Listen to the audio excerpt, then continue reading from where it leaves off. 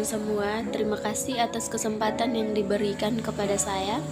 Saya atas nama Astriana Dite dengan NPM 52190020 semester 5 kelas A akan mempresentasikan hasil ujian akhir semester Anorganik Fisik, yaitu dengan mereview jurnal yang berjudul Pengaruh Komposisi Material Semikonduktor dalam Menurunkan Energi Bandgap dan Terhadap Konversi Gelombang mikro. Yang pertama, pendahuluan. Semikonduktor adalah material yang memiliki tingkat konduktivitas di antara isolator dan konduktor.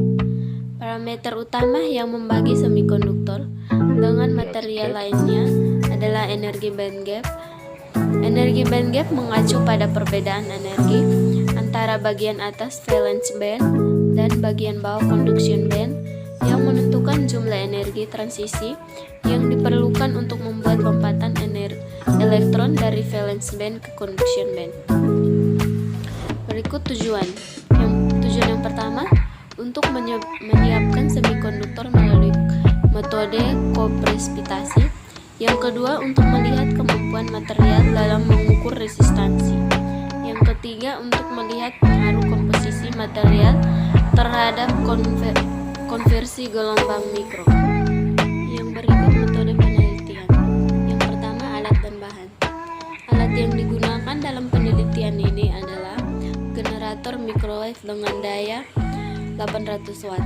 Bahan yang digunakan dalam penelitian ini adalah zin klorida atau ZnCl2, sodium klorida dan amonium hidroksida atau NH4OH, yang keseluruhan bahan yang digunakan diproduksi oleh EMARK dengan peruntukan untuk analisis, sehingga keseluruhan bahan yang digunakan dapat digunakan secara langsung tanpa harus dimurnikan kembali.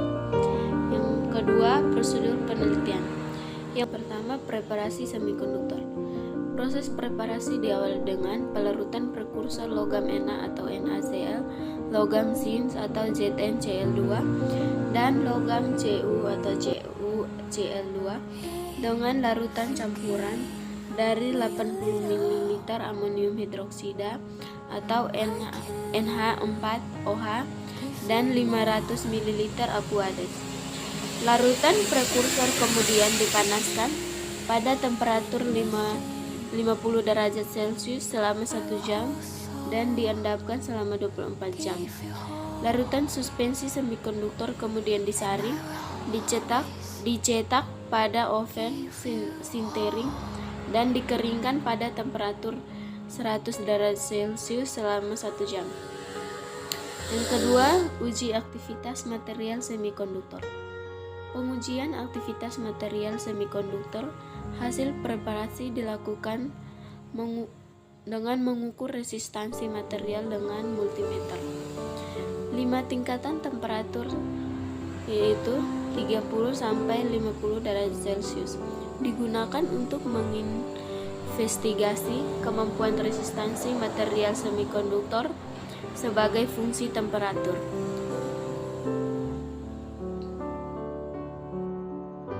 Lampu 9V dan 12V digunakan sebagai beban untuk menghitung resistivitas dan konduktivitas material. Terakhir, uji konversi gelombang mikro dilakukan dengan menstramisikan gelombang yang dihasilkan oleh generator microwave ke permukaan material. Yang ketiga, analisis hasil uji aktivitas material semikonduktor. Uji resistivitas material merupakan parameter pertama yang dihitung berdasarkan hasil uji resistansi material. Yang berikut hasil dan pembahasan. Hasil perhitungan energi bandgap menunjukkan bahwa sampel 2 memiliki energi bandgap yang paling kecil diikuti oleh sampel 1 dan sampel 3. Hasil uji komposisi material semikonduktor menunjukkan bahwa komposisi logam zin memainkan peran yang penting dalam penentuan energi bandgap dari sampel di mana sampel 2 memiliki komposisi zin tertinggi dan diikuti oleh sampel 1 dan sampel 3. Hasil perhitungan energi bandgap selanjutnya konfirmasi bahwa ketiga sampel yang dipreparasi memiliki energi band gap yang bervariasi dari 0,771 elektrovolt hingga 2,8 elektrovolt dan digolongkan sebagai semikonduktor.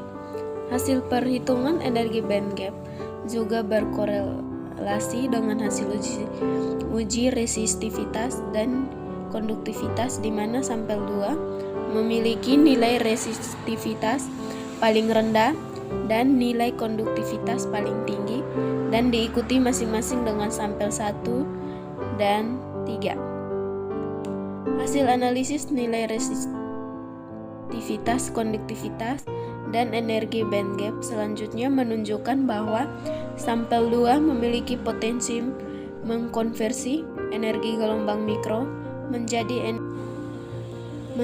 energi listrik paling besar jika dibandingkan dengan sampel 1 dan sampel 3. Yang berikut kesimpulan.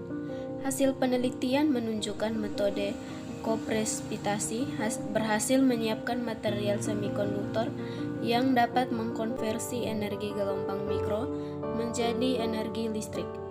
Hasil uji aktivitas dan perhitungan tingkat lanjut menunjukkan bahwa logam zinc memiliki peran penting dalam menurunkan energi band gap dari material semikonduktor yang berkorelasi positif dengan penurunan resistivitas dari material. Logam zinc juga memiliki peran yang penting dalam peningkatan konduktivitas material semikonduktor, sehingga sampel dengan komposisi zinc paling dominan memiliki potensi paling tinggi untuk mengkonversi energi gelombang mikro menjadi energi listrik. Pada penelitian ini, material NaO3, ZnO6, CuO1 memiliki karakteristik paling unggul dalam mengkonversi energi gelombang mikro menjadi energi listrik. Sekian dan terima kasih.